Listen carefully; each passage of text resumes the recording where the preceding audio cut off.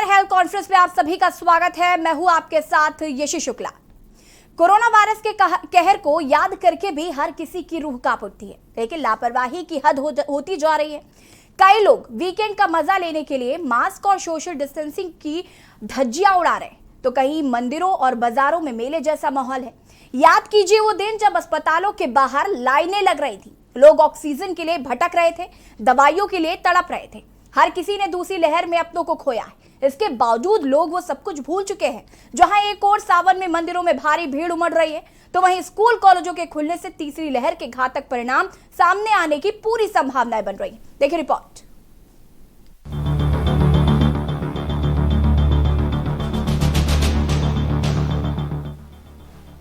लोगों ने लापरवाही शुरू कर दी है। एक तरफ कोरोना को देखते हुए यूपी ने कांवड़ यात्रा रोक दी है, लेकिन केरल ने बीती बकरीद पर कोरोना नियमों में छूट दे दी थी। सवाल है कि लोगों की जान जरूरी है या फिर कोरोना की छूट। देश भर में कई जगहों पर भीड़ जुट रही है। ना तो किसी को 2 गज दूरी की परवाह है और ना ही ज्यादातर के चेहरे पर मास्क है। रविवार को छुट्टी मनाने लोग जगह जगह घूमने जाते हैं। कोरोना की तीसरी लहर से अनजान कई लोग बगैर मास्क के भी घूमते दिख रहे हैं। लोगों का ये हाल तब है जब 2 महीने पहले ही कोरोना से हालात गंभीर थे। 16 जुलाई को देश में 24 घंटे में 38,949 मरीज मिले थे। 17 जुलाई को इसमें कुछ कमी आई। ये आंकड़ा 38,079 पर पहुंच गया। 18 जुलाई को 3,000 ज्यादा हुई बढ़ोतरी। 18 जुलाई को 41,157 पर पहुंच गए केस। आंकड़ा बढ़ने का कारण सिर्फ लोगों की लापरवाही। बकरीद में भीड़ भाड़ वाले इलाकों में हुई थी खरीदारी। ज्यादातर लोगों के चेहरे पर मास्क नहीं दिखा। सोशल डिस्टेंसिंग से नहीं रहा कोई लेना देना। केरल सरकार की लापरवाही भी सामने आई। सरकार ने लॉकडाउन में दुकानें खोलने का दिया था आदेश। केरल में हालात हो चुके हैं ज्यादा संवेदनशील। 15 जुलाई को केरल में 15,637 नए मरीज मिले थे। 17 जुलाई को केरल में 16,148 नए मरीज मिले थे। लापरवाही पड़ सकती है जान पर भारी। IMA ने भी केरल सरकार को चेताया था। कितना घातक हो सकता है मंदिरों को खोलना। विश्वविद्यालयों को भी खोलने का हो चुका है आदेश। स्कूलों में शुरू कराई जा चुकी है पढ़ाई। तीसरी लहर के डर को भुलाकर लोग अपनी जान जोखिम में डाल रहे हैं। अगर भीड़ में ज्यादातर लोगों के चेहरे पर मास्क दिख भी रहे हैं तो सोशल डिस्टेंसिंग से इसका कोई लेना देना नहीं होता है। कोरोना की तीसरी लहर की आशंका को देखते हुए यूपी में कांवड़ यात्रा रद्द कर दी गई है। उत्तराखंड में कांवड़ यात्रा रद्द की जा चुकी है, लेकिन केरल की विजयन सरकार अभी तीसरी लहर के डर को समझ नहीं पा रही है और यही कारण है कि केरल में केसों में तेजी से बढ़ोतरी हो रही है। स्वास्थ्य मंत्रालय ने भी कुछ दिन पहले आगाह किया था कि अभी जरा भी लापरवाही नहीं करनी है, क्योंकि लापरवाही हटते ही तीसरी लहर आ सकती है। अब सवाल है कि क्या लोगों की जान ज्यादा जरूरी है या फिर त्योहार और आस्था। स्पेशल डेस्क के न्यूज इंडिया।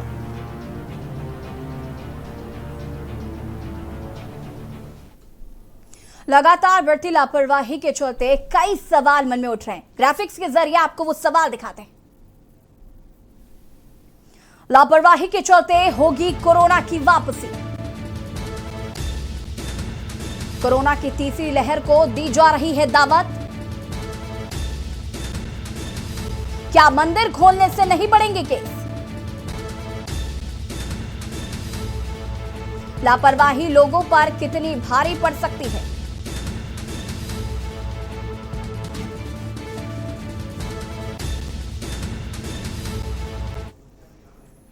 आपको बता दें कि कुछ राज्यों में स्कूल कॉलेजेस खोल दिए गए हैं और उत्तर प्रदेश में भी जल्द ही स्कूल कॉलेजेस खोले जाएंगे। इस पर बात करेंगे, लेकिन उससे पहले आपको सीधे दिल्ली ले चलते हैं, जहां पर डिप्टी सीएम मनीष सिसोदिया क्या कुछ कह रहे हैं, सुन लेते हैं। दिल्ली सरकार की हिंदी एकेडमी ने एक प्रतियोगिता आयोजित की थी, जिसमें दिल्ली के युवाओं को आमंत्रित किया था कि वो अपनी गीत के माध्यम से, कविताओं, रैप के माध्यम से, विजुअल परफॉर्मिंग आर्ट के माध्यम से अपने आप को एक्सप्रेस करें कि बाबा साहब के काम की बदौलत, उनकी विज़न की बदौलत उनकी ज़िंदगी में क्या फ़ायदा पहुंचा है। और करीब 300 प्रतिभागियों ने इसमें हिस्सा लिया और आज उनमें से प्रथम, द्वितीय, तृतीय आने वाली अलग अलग श्रेणी में प्रतियोगिताओं को हमने प्रतिभागियों को सम्मानित किया यहाँ पे। इसका मकसद यही था कि लोग बाबा साहब की ज़िंदगी में झांकें और ये समझें कि बाबा साहब ने जो काम किया उनसे आज की युवा पीढ़ी को, आज के देश को क्या फ़ायदा मिल रहा है, और बाबा साहब के प्रति कृतज्ञ भी हों और थोड़ा जिम्मेदारी का भाव भी समझें कि बाबा साहब जिस देश को यहाँ तक लाए हैं उसको आगे ले जाना हमारी भी जिम्मेदारी है। सर, देश में कई राज्यों ने स्कूल खोलने का ऐलान कर दिया है और यूपी भी अब खोलने वाला, हरियाणा खोल ही चुका है। दिल्ली का क्या इरादा है? मेरे पास में मैंने सजेशंस मांगे थे लोगों से और करीब 30-35 हज़ार सजेशंस आए हैं, तो मैं सबको बहुत केयरफुली पढ़वा रहा हूँ कि उसमें क्या क्या सजेशन लोगों ने दिए हैं। कुछ लोग स्कूल खोलना चाहते हैं, कुछ डरे हुए हैं, कुछ सवाल हैं, तो बहुत कैटेगरिकली दिल्ली के अगर 30-35 हज़ार लोगों ने अपनी राय दी है तो हम उसको स्टडी करा रहे हैं और बहुत जल्द आपके सामने रखेंगे कि क्या लोग कह रहे हैं और उसके बेस पर कुछ डिसीजन होगा। और यहां पर आपने दिल्ली के डिप्टी सीएम मनीष सिसोदिया को सुना, जिन्होंने स्कूल खोलने के जवाब पर कहा है कि अभी इस पर मंथन चल रहा है, जल्द ही इस पर डिसीजन लिया जाएगा और बताया जाएगा कि स्कूल खुलेंगे या नहीं। लेकिन फिलहाल देश में 4 राज्यों में स्कूल कॉलेजेस खुल चुके हैं और कहीं ना कहीं लापरवाही भी जो है वो लगातार देखने को मिल रही है। इसी पर हम चर्चा करेंगे। हमारे साथ कानपुर से हमारे संवाददाता मधुर मोहन जुड़े हुए हैं और प्रिंस जायसवाल है दिल्ली से, और हमारे साथ डॉक्टर राजीव कक्कड़ भी जुड़े हुए हैं जो कि चेस्ट स्पेशलिस्ट है। आप सभी का बहुत बहुत स्वागत है। सबसे पहले मैं प्रिंस आपके पास आऊंगी और आपसे जानना चाहूंगी, दिल्ली में अभी डिप्टी सीएम मनीष सिसोदिया ने फिलहाल स्कूल खोलने पर संशय बरकरार है ऐसा कहा है, लेकिन लापरवाहियां जो हैं वो अपनी चरम सीमा पर हैं। लोग मास्क नहीं लगा रहे हैं, लोग सोशल डिस्टेंसिंग को पूरी तरीके से भूल चुके हैं और कहीं ना कहीं लापरवाही जो है वो लगातार बढ़ती जा रही है। प्रिंस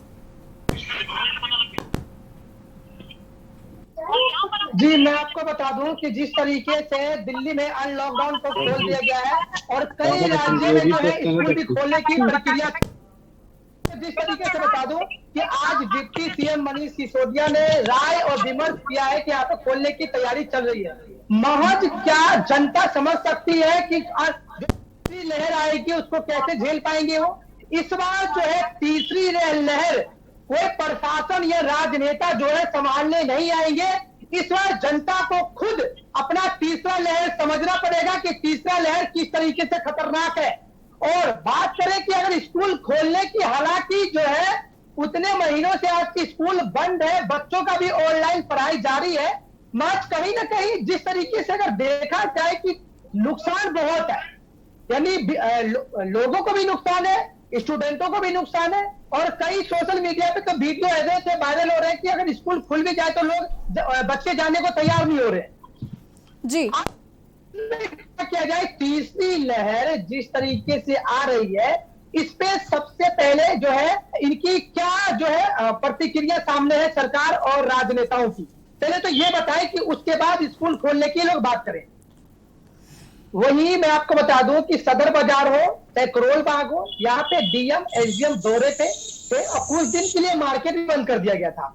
और दिल्ली के अंदर अब कहीं ना कहीं किसी एरिया से जो है केस आना शुरू हो चुके हैं, यानी दिल्ली के अंदर जो है इनकी प्रिंस, बिल्कुल लगातार जो हम तस्वीरें देख रहे हैं कि मंदिर जो है वहां पर भी लंबी लंबी लाइनें लग रही हैं। स्कूल तो अभी फिलहाल दिल्ली में नहीं खोले जा रहे हैं, अभी इसको लेकर संशय बरकरार है, लेकिन जो लापरवाहियां हैं वो दिल्ली में जरूर देखी जा रही है। मार्केट में जिस तरीके से भीड़ लग रही है, सोशल डिस्टेंसिंग की जिस तरीके से धज्जियां उड़ाए जा रहे हैं, और एक तरफ हम तीसरी लहर को लेकर चिंता भी कर रहे हैं, डर भी रहे हैं, लेकिन किस तरीके का डर है ये कि हम बिना मास्क के ही सड़कों पर निकल रहे हैं। कानपुर से हमारे संवाददाता मधुर मोहन भी लगातार जुड़े हुए हैं। मधुर, आपसे जानना चाहेंगे, उत्तर प्रदेश में जल्द ही स्कूल कॉलेज खुलने जा रहे हैं, लेकिन उससे पहले जो सावन का आज दूसरा सोमवार रहा और आज जो तस्वीरें लगातार देखने को मिली अलग अलग स्थानों से, मंदिरों से, जहां पर लंबी लंबी लाइनें लगी हुई हैं, लंबी लंबी कतारें लगी हुई हैं, क्या इससे कोरोना नहीं फैलेगा?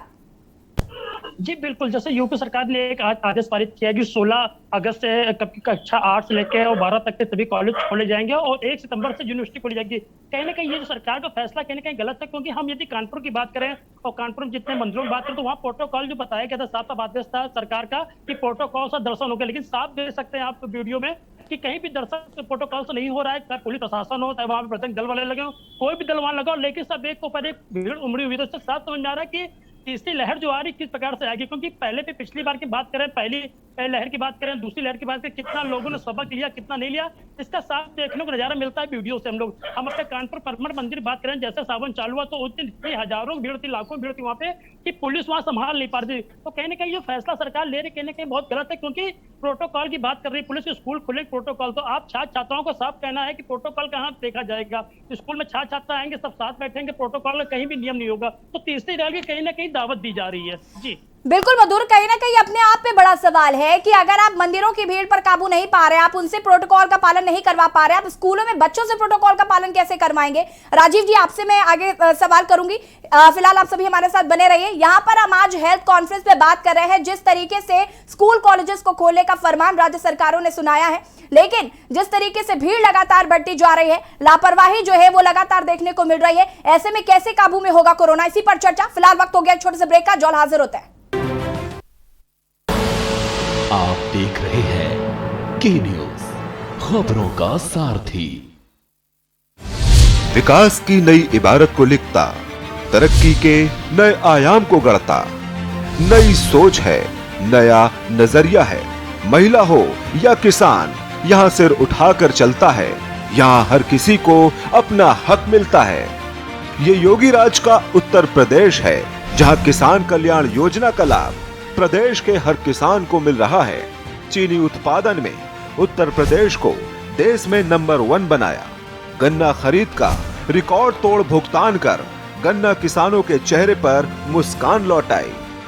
देश में गेहूं के सबसे बड़े उत्पादक उत्तर प्रदेश में एमएसपी पर गेहूं खरीद का नया रिकॉर्ड बना। तो सिंचाई परियोजना से 41 लाख किसानों को फायदा हुआ। प्रदेश के विकास में महिलाओं की भागीदारी योगी सरकार में बढ़ी है। महिलाओं को मान सम्मान दिलाया। ओडीओपी योजना से रोजगार के नए अवसर तैयार किए। विगत 4 वर्षों में 74 लाख नई इकाइयां स्थापित हुई। 2.6 करोड़ से अधिक कामगारों, श्रमिकों की स्किल मैपिंग के बाद रोजगार से जोड़ा गया। वर्ष 2017 से 2021 तक कुल 2,49,248 करोड़ रुपए का ऋण एमएसएमई क्षेत्र को दिया गया। योगी राज में उत्तर प्रदेश बना उत्तम प्रदेश। आप देख रहे हैं के न्यूज, खबरों का सारथी। ब्रेक के बाद एक बार फिर से आप सभी का स्वागत है हेल्थ कॉन्फ्रेंस में, और आज हम बात कर रहे हैं जिस तरीके से स्कूल और कॉलेजेस को खोलने का फरमान राज्य सरकारों द्वारा, कुछ राज्य सरकारों द्वारा सुनाया गया है। स्कूल कॉलेज खुलने वाले हैं, उत्तर प्रदेश में भी जल्द ही स्कूल कॉलेजेस खुलने वाले हैं, लेकिन जिस तरीके से लगातार भीड़ दिख रही है, लगातार लोग सोशल डिस्टेंसिंग की धज्जियां उड़ा रहे हैं, प्रोटोकॉल की धज्जियां उड़ा रहे हैं, जो तस्वीरें लगातार देखने को मिल रही है, कहीं ना कहीं वो चिंता का विषय जरूर है। हमारे साथ राजीव जी भी लगातार जुड़े हुए हैं। राजीव जी, आपसे जानना चाहेंगे हम, दूसरी लहर क्या वाकई चली गई है, और तीसरी लहर की जिसकी आने की संभावना है, उसके बाद लोगों की ये लापरवाही कितनी जान पर भारी पड़ सकती? ये आपने बिल्कुल सही कहा कि तीसरी लहर, जो ये लहर है, ये कभी गई कहाँ है। अभी भी कुछ न कुछ केसेस तो हैं। एक राइज एंड फॉल फिनोमेना होता है। कोई भी इन्फेक्शन होता है, वो अपनी पीक पे जाता है, उससे एकदम से लोग इन्फेक्ट होते हैं या वैक्सीनेट होते हैं जी। 1.5 या 2 महीने के अंदर वो लोग एग्जॉस्ट हो गए हैं। अभी केसेस बहुत कम हैं, लेकिन वो चीज़ ख़त्म नहीं हुई है। तीसरी लहर जिसे हम कह रहे हैं कि फिर से री इन्फेक्शन, फिर से वो वायरस मल्टीप्लाई करके आएगा और वो उस पॉपुलेशन को इन्फेक्ट करेगा जो या तो वैक्सीनेट नहीं हुए हैं या जिनको इन्फेक्शन अभी तक नहीं दिया हुआ है। वो पॉपुलेशन कौन सी है? वही पॉपुलेशन जिसकी हम लोग स्कूल और कॉलेजेस की बात कर रहे हैं। जो यंगस्टर्स हैं, जो बहुत छोटे बच्चे हैं, उनको नहीं वैक्सीनेट करे गए हैं और नहीं उनको इन्फेक्शन हुआ है। क्योंकि कोई भी इन्फेक्शन होता है उसका 3 बातों पर निर्भर करता है। एक तो जो वायरस, जैसे अब पहले ऑर्डिनरी वायरस था, बोवान वायरस था, फिर डेल्टा वायरस आया, उसकी इन्फेक्टिविटी ज़्यादा थी, उससे ज़्यादा डेडली इन्फेक्शन हुआ है। दूसरा होस्ट फैक्टर, जो कि जिसको इन्फेक्शन होना करना होता है, उसकी इम्यूनिटी पे डिपेंड करता है। और तीसरा इन्वायरमेंट, जैसे आप बात करें स्कूल कॉलेजेस खोलना, मंदिर खोलना, लोग मास्क नहीं लगाते हैं, टेम्परेचर क्या हो रहा है, इन 3 चीज़ों के ऊपर डिपेंड करता है। जैसे अगर आपको ध्यान हो कि जिस समय बॉम्बे में इन्फेक्शन हुआ था, एक पर्टिकुलर कम्युनिटी में आकर के इन्फेक्शन हुआ, एक बस्ती में इन्फेक्शन हुआ, सेकेंड वेव जब आई तो वहाँ पे इन्फेक्शन नहीं था क्योंकि वो ऑलरेडी इन्फेक्ट हो गए थे। हमारे यहाँ जो वैक्सीनेशन के जो दर है वो बहुत कम है, 5% लोगों को वैक्सीनेट हुए हैं। यूरोप में, इंग्लैंड में 60-70% लोग वैक्सीनेट हो चुके हैं। तो अभी हम लोग को समझने की ज़रूरत है, स्कूल कॉलेजेस वो पॉपुलेशन है जो नहीं इन्फेक्ट हुई है अच्छे से और नहीं अभी उनको वैक्सीनेट हुई है, तो chances of reinfection is very high. जी राजीव जी, अब जिस तरीके से स्कूल को खोलने की बात कही जा रही है, कॉलेजेस को खोलने की बात कही जा रही है, ऐसे में अगर हम तीसरी लहर की बात करें तो लगातार ये कहा जा रहा था कि जो तीसरी लहर है वो बच्चों को सबसे ज्यादा इफेक्ट करेगी।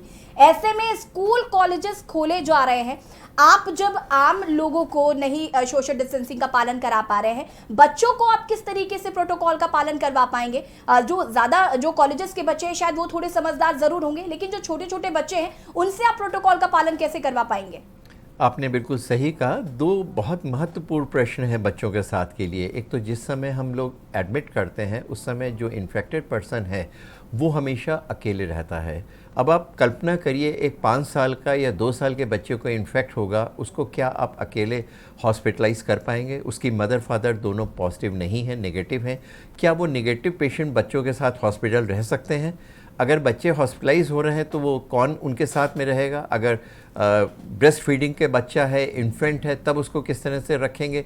एक बहुत सारे प्रश्न हैं जिसका जवाब अभी शायद लोगों को ने नहीं सोचा है या उसके लिए कोई प्रोटोकॉल नहीं बना है। तो अभी उस पॉपुलेशन जो कि बहुत छोटे बच्चे हैं, अगर 8 से 12 साल के बच्चों को हम ले भी रहे हैं तो अभी उनमें इन्फेक्शन होने के काफ़ी चांसेस हैं। एक अलग प्रोटोकॉल बनाने की ज़रूरत है। अगर आपको बहुत खोलना बहुत ज़रूरी है, 0.5% कितने, एक बहुत कम % लोगों को स्कूल में आने की अलाउ करना पड़ेगा, स्ट्रिक्टली उसको फॉलो करना पड़ेगा। अगर हम बाज़ार में या मॉल को नहीं मॉनिटर कर पा रहे हैं तो हमें समझ में नहीं आता हम स्कूल कॉलेजेस को कैसे देखेंगे। जी बिल्कुल राजीव जी, यहाँ पर मैं आपसे ये भी समझना चाहूँगी कि तीसरी लहर में जिस तरीके से लगातार बच्चों के पर फोकस किया जा रहा है, कहा जा रहा है कि बच्चों को ये इन्फेक्ट करेगा, इस बार बच्चों पर इतना ज़्यादा फोकस क्यों हो रहा है? उसका एक कारण ये है क्योंकि हमने जैसा बताया कि कोई भी इन्फेक्शन इस बात पे डिपेंड करता है कि इम्यूनिटी कितनी है आपकी। बच्चे आपसे अभी इन्फेक्ट नहीं हुए हैं, वो पूरा रॉ पॉपुलेशन है, उनको नहीं आपको ने वैक्सीनेट करा है, नहीं आपने इन्फेक्ट करा। उसका एक सबसे बड़ा उदाहरण जैसे आपने देखा कि जो मेट्रोज़ हैं जहाँ पे बहुत ज़्यादा इन्फेक्शन हुआ है, जिस पर्टिकुलर पॉपुलेशन में, जैसे जिस बस्तियों में इन्फेक्शन हुआ था पिछली बार, सेकेंड वेव में वहाँ पे उतना इन्फेक्शन नहीं हुआ। इस बार बड़ी बड़ी बिल्डिंग्स में एक दूसरी तरह के पॉपुलेशन में हुआ इन्फेक्शन। तो बच्चों में जब इन्फेक्शन हुआ ही नहीं है, उनमें इम्यूनिटी नहीं डेवलप हुई है, उसको आपने वैक्सीनेट नहीं करा है, यही कारण है क्योंकि उसमें इन्फेक्शन होगा। अगर हम महाराष्ट्र की बात करें या उन जगह की बात करें जहाँ पे इन्फेक्शन रेट बहुत ज़्यादा था, तो मेन सिटी में ना हो करके उसके पेरीफेरीज में हो रहा है, गांव में, विलेजेस में हो रहा है, उन जगह पर हो रहा है जहाँ पे अभी तक इन्फेक्शन नहीं हुआ था या उन पॉपुलेशन को जो कि अभी तक वैक्सीनेट नहीं हुए हैं। तो बच्चों में बहुत ध्यान करने की ज़रूरत है। हाँ, एक बात ये ज़रूर है कि बच्चों में कुछ नेचुरल इम्यूनिटी होती है, उसमें किलर सेल्स की संख्या, जो लड़ने वाली सेल्स की संख्या एडल्ट से ज़्यादा होती है। दूसरे, उनके जो थ्रोट में रिसेप्टर्स होते हैं जो वायरस से चिपकता है, उनकी संख्या बहुत कम होती है। इसमें कोई दो राय नहीं, यही कारण है बच्चों में अभी तक इन्फेक्शन लोगों में इनिशियली फर्स्ट वेव और सेकंड वेव में कम हुआ है। लेकिन ये एक ऐसा चीज़ है कि इस बात के ऊपर अगर हम लेके बैठ जाएंगे बच्चों में इन्फेक्शन नहीं होगा, हम लोग कुछ नहीं करना है, तो ये सबसे बड़ी भूल होगी, जैसे कि पिछली सेकंड वेव में हुआ था, और उसको हम लोग को अभी से प्रोटेक्ट करके रखना होगा। जी, तो आपके हिसाब से स्कूल कॉलेजेस अभी खोलना कहीं ना कहीं एक गलती है और एक लापरवाही भी हम कह सकते हैं इसको, कि आगे आने वाले समय में साबित हो सकता है तीसरी लहर को देखते हुए? इसको हम गलती कहें या हमें नहीं मालूम कि इसमें क्या प्रोटोकॉल बनाया है, किस तरह स्ट्रिक्टली इसको फॉलो करना है। अगर आपको खोलना है तो क्या सारे बच्चों को अलाउ करेंगे या हफ्ते में 3 दिन कुछ लोगों को, 2 दिन किस लोगों को, कुछ लोगों के ऑनलाइन क्लासेस होंगे, पेरेंट्स से कंसेंट ली है कि नहीं ली है, रिटन कंसल्ट देने की ज़रूरत है। Those who are not interested for coming to the schools, उनको आप नहीं प्रेशराइज कर सकते हैं। किस तरह से उनको क्लासेस आगे बढ़ाने हैं, ये कोई भी डिसीज़न लेने से पहले हम लोगों को इस बात के ऊपर देखना पड़ेगा उससे क्या फ़ायदा होगा और क्या नुकसान होगा। होने वाला नुकसान अगर हमारी ज़िंदगी के ऊपर है तो शायद हम लोग गलती कर रहे हैं। जी मधुर, आपसे मैं जानना चाहूंगी, कानपुर की अगर हम बात करें तो जिस तरीके से तस्वीर पिछले काफी दिनों से देखने को मिल रही है कि लोग बिल्कुल लापरवाह हो चुके हैं, बेखौफ हो चुके हैं, मंदिरों में लंबी लंबी लाइनें देखने को मिल रही हैं, जिस तरीके की तस्वीरें सामने आ रही है कि जिस तरीके से जो जिम्मेदार हैं वही प्रोटोकॉल का पालन नहीं कर रहे हैं, तो वो आम जनता से कैसे पालन करवाएंगे। और ये तस्वीरें कहीं ना कहीं विचलित कर देने वाली तस्वीरें हैं। इसके लिए जो जिम्मेदार अधिकारी हैं वो क्या कर रहे हैं? जी बिल्कुल, यदि हम कानपुर की बात करें, प्रदेश के और भी जिलों की बात करें, तो कहीं ना कहीं प्रदेश के जो मुखिया उन्होंने साफ लॉकडाउन 2 दिन का लगा रखा अभी भी, शनिवार और रविवार को। लेकिन उसके बाद भी हम शनिवार और रविवार की बात करें तो आज भी डेली बेस तरीके जो सोमवार, मंगलवार, बुधवार की भीड़ होती है, वैसे शनिवार को और रविवार को भीड़ दिखती है। जिला प्रशासन सिर्फ खाना पूर्ति करता और कुछ नहीं करता है। हम बात करें यदि आज डेट में सावन के मंदिरों में, तो आपको सिर्फ भीड़ का सैलाब दिखेगा और वहाँ पुलिस प्रशासन बिल्कुल मुस्तैद नहीं दिखता है। तो साफ साफ दस्तक जो आ रही है तीसरी लहर की, वो साफ साफ देखने मिल रही है कि कोविड-19 का बिल्कुल पालन नहीं किया जा रहा। बिना मास्क के लोग दर्शन कर रहे हैं, ना सैनिटाइज का वहां इस्तेमाल किया जा रहा है, किसी भी चीज का इस्तेमाल नहीं किया जा रहा है। जैसे कि अभी बात कही जा रही है, जैसे हमारे सहयोगी जो डॉक्टर साहब उन्होंने साफ बताया कि कहीं ना कहीं ये लहर वाकई खतरनाक है, तीसरी लहर आ रही है, बहुत खतरनाक है। क्योंकि ऊपर बैठे जो अधिकारी हैं वो तो अपना आदेश पालन कर देते हैं कि ये चीज ऐसी होनी चाहिए। 16 अगस्त को बोला गया कि स्कूल खुलेंगे, चलो उनका आदेश पालन, लेकिन जो नीचे जो जिला अधिकारी होते हैं, जिला प्रशासन से उनको आदेश, कानपुर हुआ, लखनऊ हुआ, आगरा हुआ, हरदोई हुआ, यहाँ के जिला प्रशासन को आदेश दिया जाता है। सिर्फ जिला प्रशासन सिर्फ खाना पूर्ति करता है, यहाँ से एक कागज में लिखा पढ़कर भेज देता है सब कुछ अच्छा है, सिर्फ कहीं ना कहीं सिर्फ खाना पूर्ति होती है और कहीं कुछ नहीं होता है। जी बिल्कुल मधुर, और यहाँ पे बड़ा सवाल यही उठता है कि जो तस्वीरें लगातार देखने को मिल रही हैं आपके द्वारा, जो हम लोगों को तस्वीरें भेजी जाती हैं और जो हम दर्शकों को दिखाते हैं, तो क्या आप के न्यूज उठे और यहाँ से और सबके चेहरे पर मास्क लगाता फिरे, इस तरीके की तस्वीरें देखने को मिलेगी? जिनका काम है वो कब करेंगे अपना काम? जी बिल्कुल, यदि हम बात करें कानपुर के अधिकारियों की, सिर्फ खाना पूर्ति होती है। कल की बात करें, कल के न्यूज ने एक खबर पर नुकता दिखाई थी, गंगा बैराज में कल वीकेंड लॉकडाउन था, उसके बाद भी हजारों संख्या में लोग वहां टहलने आए थे, घूमने आए थे। जब के न्यूज ने इस खबर को प्रमुखता दिखाई तो उसके बाद त्रिपाठी पांडे जो वहाँ के एसीपी वो वहाँ मौके में गया, कोविड-19 का लोगों को चालान काटा, लोगों को थाने लेके आया, हिदायत की छोड़ा। तो कहीं ना कहीं ये भी सिर्फ खाना पूर्ति थी। यदि पुलिस प्रशासन, जिला प्रशासन सिर्फ सख्ती से पेश आए तो कोविड-19 जड़ से खत्म हो जाए। लेकिन आज की डेट में भी कोविड-19 का कहीं ना कहीं पालन लोग नहीं कर रहे हैं और कोविड के आज मरीज बिल्कुल मधुर, इसमें कोई दो राय नहीं है कि लोग खुद लापरवाह बने हुए हैं। हालांकि जिम्मेदारों को हम क्या कहें कि वो अपनी जिम्मेदारी नहीं निभा पा रहे, लेकिन कहीं ना कहीं हमारी भी जिम्मेदारी उतनी ही बनती है। फिलहाल आप सभी का बहुत बहुत शुक्रिया तमाम जानकारी के लिए। डॉक्टर साहब आपका भी बहुत बहुत शुक्रिया तमाम जानकारी देने के लिए। और यहाँ पर आज हम हेल्थ कॉन्फ्रेंस पे बात कर रहे हैं जिस तरीके की लापरवाही बरती जा रही है। केरल में कहा जा रहा है कि बकरीद मनाने की वजह से लगातार कोरोना मरीजों की संख्या में इजाफा हो रहा है, पर बात यहाँ पर मानसिकता की है, क्योंकि जिस तरीके से मंदिरों में भी भीड़ देखने को मिल रही है और अब चूंकि मुहर्रम है, मुहर्रम में हालांकि पाबंदियां लगा दी गई हैं, लेकिन पूजा करने वालों को भी कोरोना होगा और जो नमाज पढ़ेंगे उनको भी कोरोना होगा। तो बेहतर यही है कि जो कोरोना प्रोटोकॉल है उसका पालन करें। फिलहाल हेल्थ कॉन्फ्रेंस में इतना ही। देखते रहिए के न्यूज़ इंडिया। नमस्कार।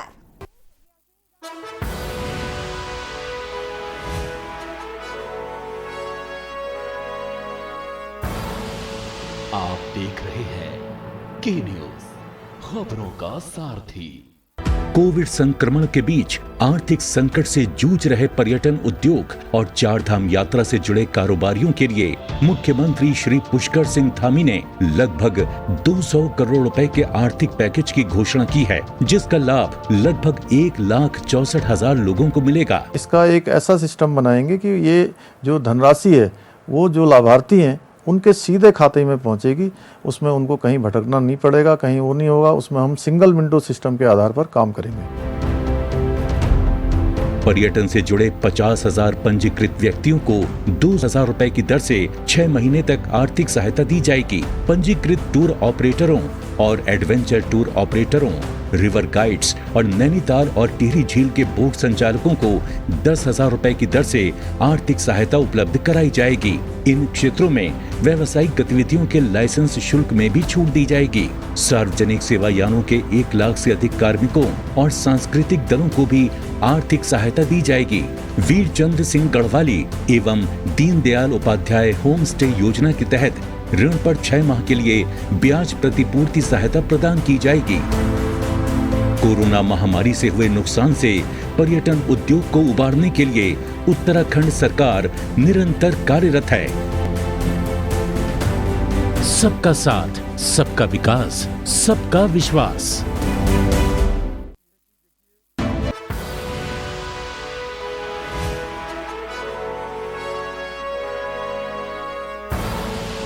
आप देख रहे हैं के न्यूज़, खबरों का सारथी।